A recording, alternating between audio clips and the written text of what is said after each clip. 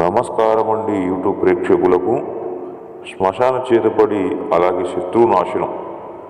మన శత్రువులు ఎవరైతే ఉంటారో మనల్ని ఎంతగానో ఇబ్బంది పెడుతుంటారు, మన నాశనాన్ని కోరుకుంటారు, మనల్ని నాశనం చేయడానికి ఎన్నెన్నో ప్రయోగాలు చేస్తుంటారు, చేయడం పనులు చేసి మనల్ని ఇబ్బంది పెడుతుంటారు.